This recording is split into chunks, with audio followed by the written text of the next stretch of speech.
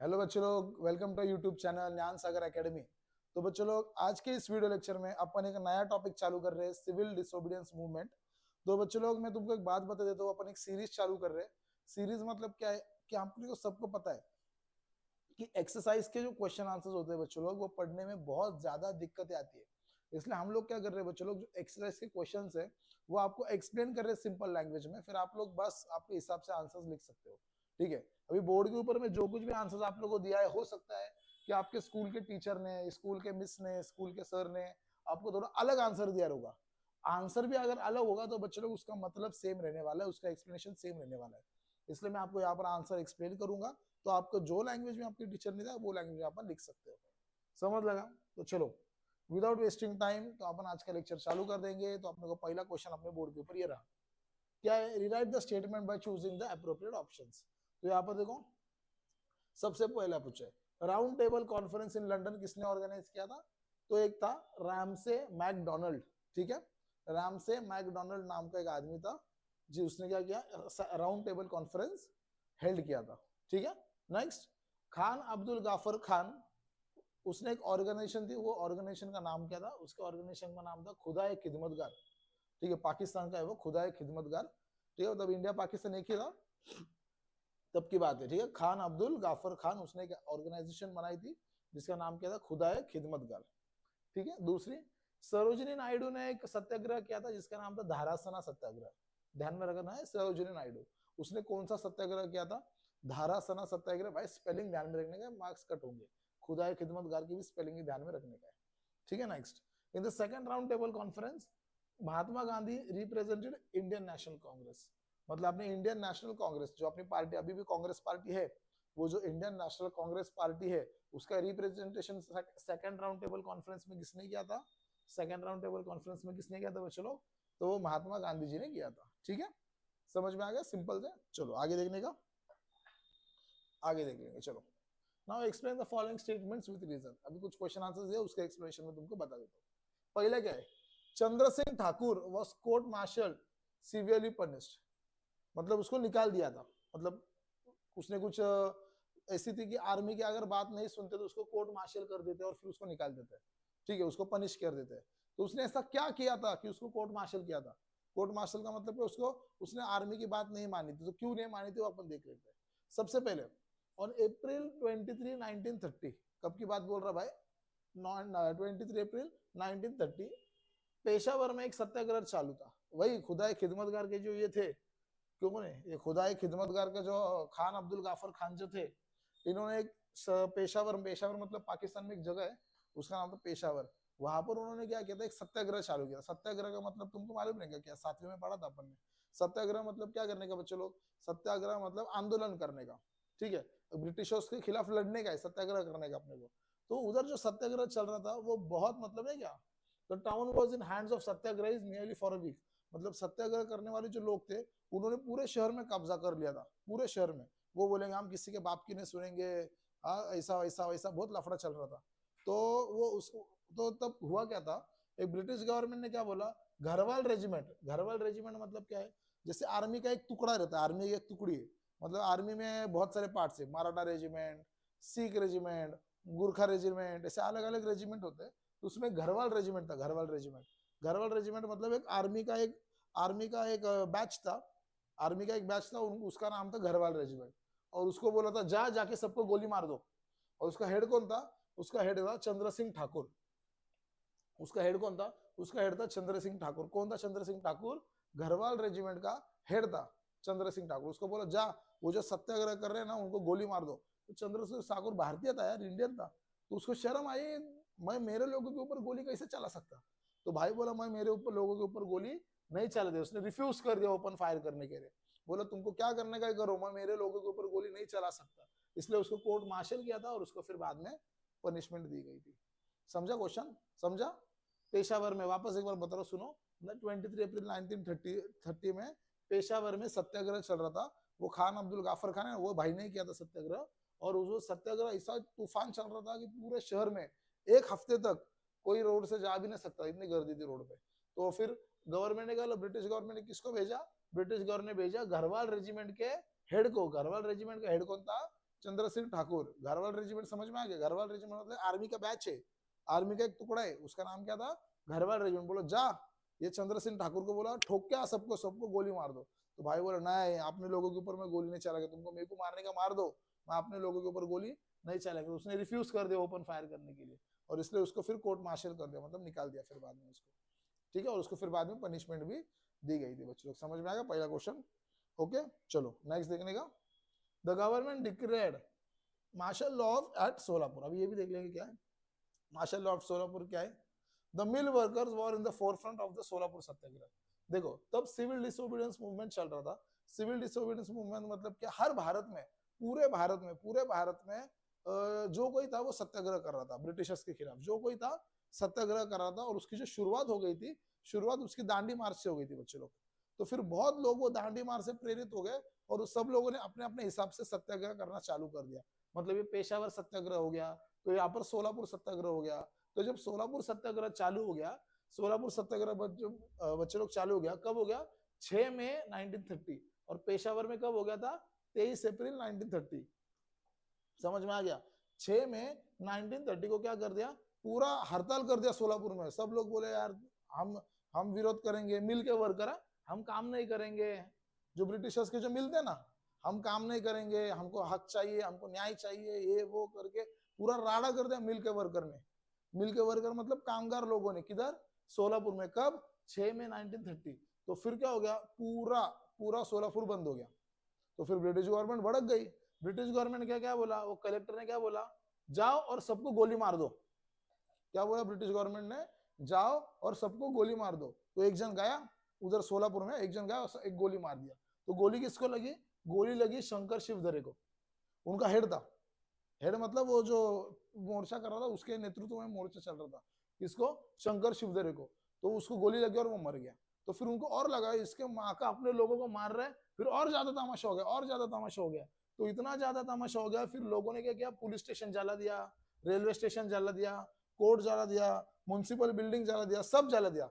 और सब जलाने के बाद फिर अभी क्या हो गया, फिर गवर्नमेंट ने मार्शल लॉ लाया। मार्शल लॉ मतलब आर्मी को बुला दिया, आर्मी को बुला दिया। आर्मी को बुलाने के बाद सब कार्यक्रम ठंडा हो गया। फिर समझ गया? मार्शल लॉ का मतलब क्या? आर्मी बुलाना, ठीक है। अगर कोई भी चीज, मार्शल लॉ का मतलब वापस बोल रहा हूँ, मार्शल लॉ का मतलब क्या होता है, कोई भी चीज अगर हाथ के बाहर जा रही है, ठीक है, हाथ के बाहर जा रही है भाई, अभी इसको अपन कंट्रोल नहीं कर सकते, तो गवर्नमेंट के पास इतनी पावर है कि वो आर्मी बुला सकता है, ठीक है। उसको बोलते हैं मार्शल लॉ, ठीक है।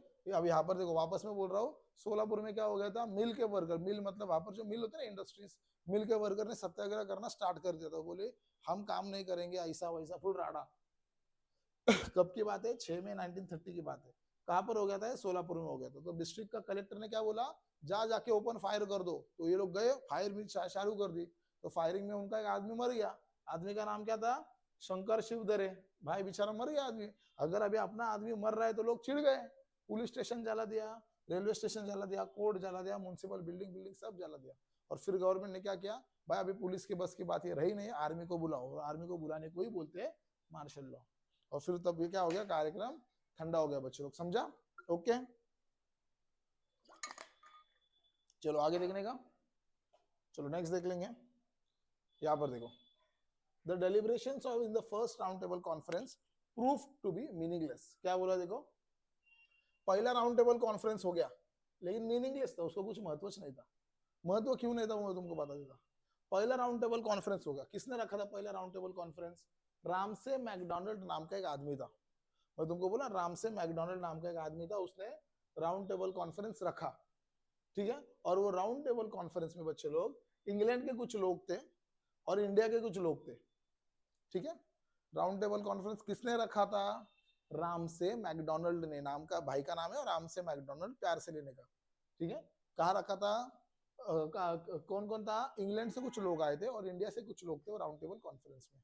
लेकिन अभी वो इसमें कौन कौन गया था? उसमें सबसे पहले गए थे doctor Baba Saheb Ambedkar. Round table conference में कौन गया था? डॉक्टर बाबा साहब अम्बेडकर, सर तेज बहादुर सप्रू, बैरिस्टर जिन्ना, ये 3 लोग गए थे। वो 3 लोगों ने क्या किया, उनसे उनसे बात किया कुछ अलग अलग टॉपिक्स पर, और कहा कि रिस्पॉन्सिबल गवर्नमेंट चाहिए सेंट्रल में, और फेडरल स्टेट चाहिए। ये 2 चीजों की मांग की थी। कौन से 2 चीजों की मांग की थी? Responsible government and federal state, ठीक है।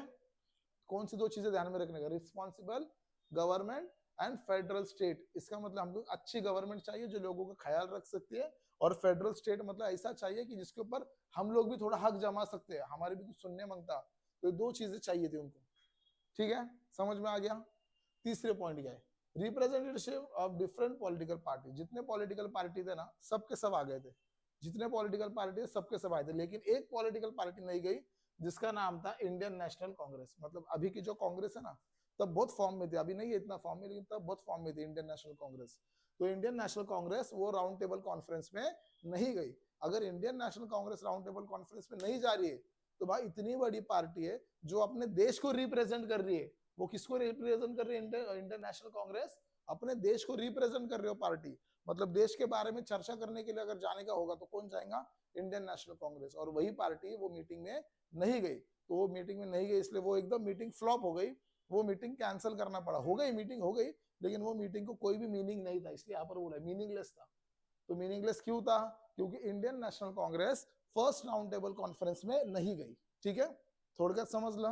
इंडियन नेशनल, ये फर्स्ट क्वेश्चन ऐसा है कि first round table conference prove to be meaningless. क्यों, क्योंकि इंडियन नेशनल कांग्रेस वो पार्टी वो मीटिंग को गई ही नहीं थी। ठीक है, तो कौन कौन गया था, डॉक्टर बाबा साहब अम्बेडकर गए थे, सर तेज बहादुर गए, सप्रू गए थे, बैरिस्टर जिन्ना गए थे। और इनकी मांग क्या थी, इनकी दो चीजें मांग थी, responsible government at central level एक, दूसरी फेडरल स्टेट इन इंडिया दो। ये दो चीजों की उनकी मांग थी। समझ में आ गया। तो सब पॉलिटिकल पार्टी चले गए लेकिन कांग्रेस नहीं गई, और कांग्रेस नहीं गई इसलिए वो उसको मतलब ही नहीं था यार, क्या तुम क्या घंटा उखाड़ लोगे, अगर कोई तुम्हारा जो मेन है इंडिया का मेन है, कांग्रेस मेन था इंडिया का, अगर वही नहीं मीटिंग को जा रहा तो मीटिंग का कोई मतलब नहीं बनता था। समझ में आ गया, ओके डन। चलो next, Gandhi ji began fast unto death in the Yerwada jail. आपने इधर खड़की के आसपास ही येरोडा नाम का एक जगह है, आपको को मालूम है, येरोडा जेल है। तो गांधी जी को येरोडा जेल में डाल दिया था। तो गांधी जी को येरोडा जेल में क्यों डाला था वो बात नहीं है, लेकिन वहां पर बात ऐसा है कि जेल के अंदर गांधी जी ने उपोषण चालू कर दिया था। बापू भी बहुत कमर का आदमी था, किधर चालू किया था उपोषण, उपोषण भाई ने किधर चालू किया था, जेल में। जेल में भी आंदोलन कर रहा, जिधर जा रहा उधर आंदोलन कर रहा, तो उसने उपोषण चालू किया। तो उपोषण क्यों चालू किया था वो अपन देख लेंगे।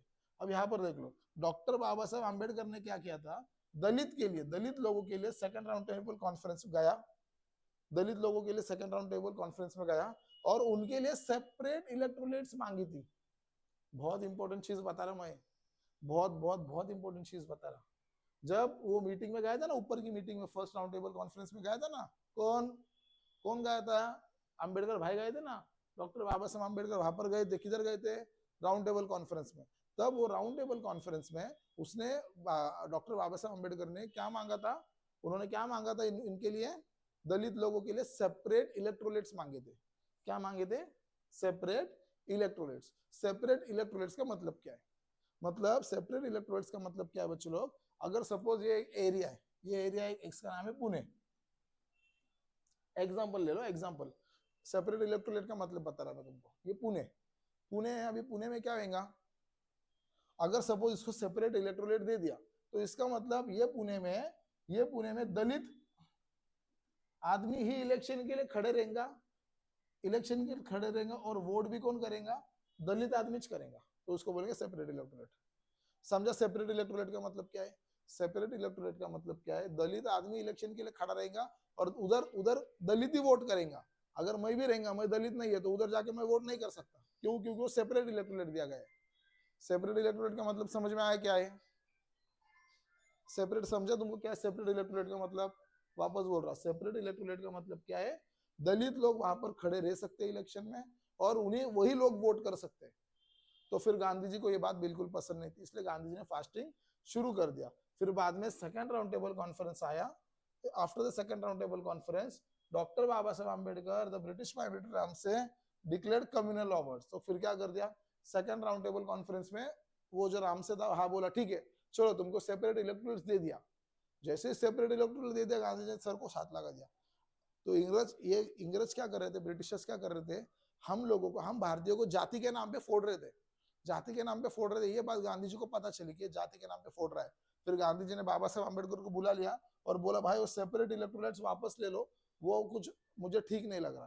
तो गांधी जी के रिक्वेस्ट के ऊपर उन्होंने फास्ट किया, फास्ट मतलब उपोषण किया, और फिर उसके बाद सेपरेट इलेक्ट्रोलाइट्स क्या हो गया बच्चों लोग, आम्बेडकर ने विड्रॉ कर लिया। ठीक है, समझ में आ गया। वापस एक बार बता रहा सुनो, डॉक्टर बाबा साहब आम्बेडकर ने क्या किया था राउंड टेबल कॉन्फ्रेंस में, पहले राउंड टेबल कॉन्फ्रेंस में दलित लोगों के लिए सेपरेट इलेक्ट्रोलाइट्स मांगे थे। सेपरेट इलेक्ट्रोलाइट्स का मतलब तुमको बताया, इलेक्शन को दलित ही खड़ा रहेगा और दलित ही वोट करेगा, और ये बात उनको पसंद नहीं आई। किसको? गांधी जी को पसंद नहीं आई, तो वो जेल में थे। जब सेकंड राउंड टेबल कॉन्फ्रेंस हो गया, सेकंड राउंड टेबल कॉन्फ्रेंस में वो रामसे मैकडोनल्ड था, उसने कम्युनल अवार्ड्स दे दिया। कम्युनल अवार्ड्स मतलब हाँ भाई तुम जो बोल रहे हो वो सही है, कम्युनल अवार्ड्स दे दिए। कम्युनल अवार्ड्स देने के बाद क्या हो गया, फिर गांधी जी ने फास्टिंग चालू कर दिया, भाई ये नहीं मांगता। फिर अंबेडकर मिले, गांधी जी मिले और बोले ये भाई तुम जो कुछ भी कर रहे हो गलत है, इसको वापस ले लो। फिर अंबेडकर ने क्या किया था, वो वापस विड्रॉ कर लिया था। ठीक है, समझ में आ गया था। और ये कहा चला, गांधी जी कहाँ पर थे, येरोडा जेल में थे, वहां पर फास्ट किया था उन्होंने। ठीक है, समझ में आ गया। चलो नेक्स्ट देखने का, नेक्स्ट क्वेश्चन देख लो, लास्ट है बच्चों लोग, 2 ही क्वेश्चन से फिर आज का चैप्टर खत्म हो जाएगा। Why did Gandhi ji decide to break the salt pact to begin the Satyagraha all over the country? ठीक है, अभी गांधी जी ने देखो क्या किया, decide to break salt act all over the country. तो देखेंगे क्या है, before beginning this movement Gandhi ji various demand in front of British government. कुछ भी चीज करने से पहले गांधी जी ब्रिटिश को बोलता था, भाई ये हमारी मांग है, तुम ये पूरी करो। अगर ब्रिटिशर बोला पूरी नहीं करूंगा, तो गांधी जी सत्याग्रह करता था। समझे क्या? समझा क्या हो गया, गांधी जी ने कुछ प्रपोजल रखा ब्रिटिशर्स के सामने, भाई हमको ये मांगता, तो अगर सपोज ब्रिटिश गवर्नमेंट ने वो फुलफिल नहीं किया, वो फुलफिल नहीं किया तो क्या हो गया बच्चों लोग, वो फुलफिल नहीं किया तो क्या हो गया बच्चों लोग, गांधी जी सत्याग्रह करता था। तो ठीक है, फिर बाद में क्या हो गया, one of the important demand was, सबसे पहले इंपॉर्टेंट डिमांड क्या थी, सॉल्ट के ऊपर जो टैक्स लगाया था वो हटा दो, and monopoly of British government for manufacture of salt. समझा क्या? मतलब वो लोग क्या बोल रहे थे, सॉल्ट के ऊपर सबसे पहले टैक्स लगाया था ब्रिटिशर्स ने। वो लोग क्या बोला, सॉल्ट के ऊपर टैक्स नहीं मांगता, गांधी जी बोले। और सॉल्ट मैन्युफैक्चर करने के लिए भी वो लोग बोल रहे थे तुम ऐसा मैन्युफैक्चर करने का, वैसा मैन्युफैक्चर करने का। गांधी जी बोला ये लपड़ा नहीं मांगता। समझेगा मैं क्या बोला? 2 चीजें गांधी जी ने बोला। गांधी जी ने सबसे पहले ब्रिटिशर्स को क्या बोला, सॉल्ट के ऊपर का टैक्स हटा दो, और दूसरी monopoly of British government, monopoly of British government of manufacture of salt. Salt बनाने के लिए ब्रिटिश लोगों ने कुछ अपने को ये रखा था कि तुम ऐसा सॉल्ट बनाएंगे, फिर वैसा बनाएंगे, ये यूज नहीं करने का, वो यूज नहीं करने का, तो बहुत सारा लफड़ा था। फिर गांधी जी ने क्या किया, गांधी जी का ये जो डिमांड था वो अंग्रेज ब्रिटिश लोग ने क्या किया, रिजेक्ट कर दिया। नहीं भाई ऐसा नहीं होगा, सॉल्ट पर टैक्स लगेगा ही लगेगा। सो इसलिए उसने क्या किया, पूरे भारत भर सत्याग्रह चालू कर दिया। क्या किया उसने, पूरे भारत भर सत्याग्रह चालू कर दिया। समझ में आ गया? But because the demands of Gandhi ji were rejected by the government, he decided to launch satyagraha all over India by breaking the salt act. समझा? समझा तुमको क्या बोला? गांधी जी ने क्या किया, देखो वापस में एक बार समझा रहा, ठीक से समझो, रिमाइंड करके आप देख सकते हैं, वापस बता रहा। शुरुआत में गांधी जी ने डिमांड्स कुछ बताई ब्रिटिश गवर्नमेंट को। 2 डिमांड बताई, कौन सी? सॉल्ट टैक्स, सॉल्ट के ऊपर जो टैक्स लगा है वो हटाओ। भाई सॉल्ट डेली नीड है, रोज खाने के लिए लगता है, तो तुम वो टैक्स हटाओ। और उनकी मोनोपोली थी ब्रिटिश गवर्नमेंट के लिए, तुम इधर ही सॉल्ट बेचोगे, ऐसा बनाओगे, इधर ही करोगे, वो भी नहीं मांगता। तो गांधी जी के जो 2 डिमांड थे वो ब्रिटिशर्स बोले हम फुलफिल नहीं कर सकते। तो नहीं कर सकते बोले तो क्या किया उन्होंने, फिर उन्होंने डिसाइड किया, क्या, तुम्हारे माँ का अभी मैं सत्याग्रह करेंगे पूरे भारत भर। सॉल्ट लिए हाथ में डांडी मार्च, सॉल्ट लिए शपथ खाया, मैं सत्याग्रह करेंगे, सॉल्ट नहीं खाएंगा। पूरा सत्याग्रह कर दिया भाई ने। समझ में आ गया? ठीक है, तो लास्ट क्वेश्चन देख लेते हैं।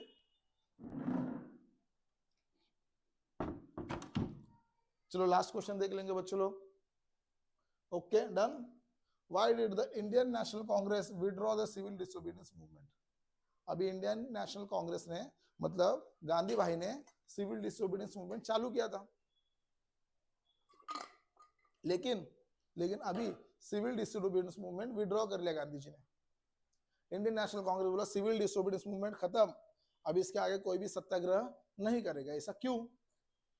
क्यों? ऑब्वियसली भाई अपन जीत गए, गांधी जी के जो जो मांग थे वो ब्रिटिश गवर्नमेंट ने पूरे कर लिए, इसलिए अपन ने सिविल डिसोबीडियंस मूवमेंट वापस ले लिया। सिविल डिसोबीडियंस मूवमेंट मतलब एक मूवमेंट का नाम था, वो मूवमेंट का नाम था कि हाँ इसके बाद अपन ऐसा ऐसा करेंगे, वो करेंगे, लेकिन अगर अपने जो डिमांड्स थे वो फुलफिल हो गए। फुलफिल होने के बाद गांधी जी बोला अभी कोई भी सत्याग्रह नहीं करेगा। तो देख लेते क्या थे। देखो, a conductive atmosphere was created for the Congress to discuss issues freely. मतलब जो कुछ भी समस्याएं थी इंडिया में, वो ब्रिटिश गवर्नमेंट बहुत अच्छी तरह सुनती थी कांग्रेस के।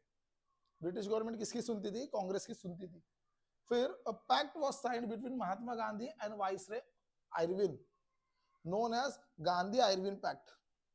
समझा? अपने तरफ से महात्मा गांधी थे और ब्रिटिशर्स की तरफ से एक वॉइसरॉय रहते थे। वॉइसरॉय मतलब एक अधिकारी, अधिकारी रहते थे जिसका नाम था आयरविन। समझा मैं क्या बोला? अपने तरफ से महात्मा गांधी थे भारत की तरफ से, और उनके तरफ से आयरविन थे। आयरविन मतलब एक वॉइसरॉय, वॉइसरॉय मतलब एक अधिकारी थे, गवर्नर बोल सकते हैं, वो थे आयरविन। तो एक उन्होंने एक ट्रीटी साइन की थी, एक पेपर था, पेपर के ऊपर साइन किया था। हाँ, तो उसको बोलते गांधी आयरविन पैक्ट। क्या बोलते उसको? Gandhi Irwin pact. तो उसमें क्या लिखा था?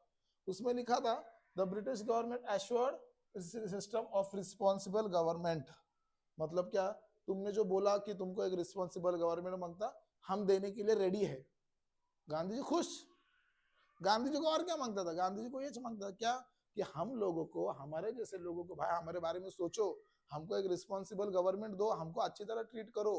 तो ये गांधी जी का एक डिमांड था, जो ब्रिटिश गवर्नमेंट क्या कर रही थी? फुलफिल नहीं कर रही थी। जो ब्रिटिश गवर्नमेंट क्या कर रही थी बच्चों लोग? फुलफिल नहीं कर रही थी। लेकिन वॉइसरॉय आयरविन आया, आयरविन बोला ठीक है मैं फुलफिल करता। गांधी भाई का टेंशन ले रहा। तो गांधी और आयरविन एक साथ आए, दोनों मिलके एक पेपर पे साइन किए। पेपर के ऊपर लिखा था कि तुमको जो बोल रहे रिस्पॉन्सिबल गवर्नमेंट मांगता, तुमको हमने दे दिया, बात खत्म। और अगर गांधी जी के सारे इच्छा पूरे हो गए, तो इसने जो मूवमेंट चालू किया था गांधी जी ने, सिविल डिसोबीडियंस मूवमेंट, तो गांधी जी ने वो वापस ले लिया। ठीक है, वापस ले लिया। और वो जो मीटिंग रखी थी ना, राउंड टेबल कॉन्फ्रेंस मीटिंग रखी थी, जहां पर कांग्रेस गई नहीं थी, तो वहां पर वो लोग गए, बात खत्म। समझा? चैप्टर समझा? समझा चैप्टर? गांधी जी को क्या मांगता था? गांधी जी को मांगता था रिस्पॉन्सिबल गवर्नमेंट। रिस्पॉन्सिबल गवर्नमेंट किसने दिया? आयरविन बोला मैं देंगे, टेंशन नहीं लेने का बापू। तो आयरविन ने और गांधी जी एक साथ आ गए। एक साथ आने के बाद हाथ मिलाया, गांधी आयरविन पैक्ट नाम का एक पेज था, वो साइन किया और बोला मैं रिस्पॉन्सिबल गवर्नमेंट देंगे, तुम लोगों का मैं ख्याल रखेंगे, तुम अभी पहला मीटिंग को चलो, बोला बापू। वो साइन किया और मीटिंग को फिर गांधी जी चले गए। ठीक है, फिर उसने second round table conference Gandhi ji ने अटेंड की थी। ठीक है, होपफुली बच्चों लोग तुमको ये चैप्टर समझ में आ गया होगा। बहुत ही सिंपल भाषा में तुमको मैंने समझाया है। अपने दोस्तों को भेजो, बच्चों को भेजो, सब अपने ये क्वेश्चन आंसर सब बच्चों को समझना मांगता है। ठीक है, होपफुली ये चैप्टर तुमको समझ आ गया रहेंगे बच्चों लोग। अभी इसका क्वेश्चन आंसर लर्न करने में तुमको कोई भी दिक्कत है नहीं आएगी। ठीक आहे, चॅनल हे जर चॅप्टर आवडला असेल तर खाली कमेंट करून मला नक्की सांगा हा व्हिडिओ तुम्हाला कसा वाटला। व्हिडिओला लाईक करा, शेअर करा आणि चॅनलला तर सबस्क्राईब कराच। आणि ह्याच्या व्यतिरिक्त ज्ञान सागर अकेडमीचा मोबाइल एप्लीकेशन डाउनलोड करा। ये सारे वीडियोज, ये सारी पीडीएफ तुमको तुम्हारे इधर मिल जाएगी। अब हो सकता है तुम्हारे स्कूल में अलग क्वेश्चन आंसर्स दिए भाई, लेकिन मतलब चेंज होने वाला नहीं है, इसका मीनिंग जो रहेगा सेम रहेगा। ठीक है, तो चलो मिलते हैं नेक्स्ट लेक्चर वीडियो, तब तक के लिए बाय। जय हिंद, जय महाराष्ट्र, बापू की जय।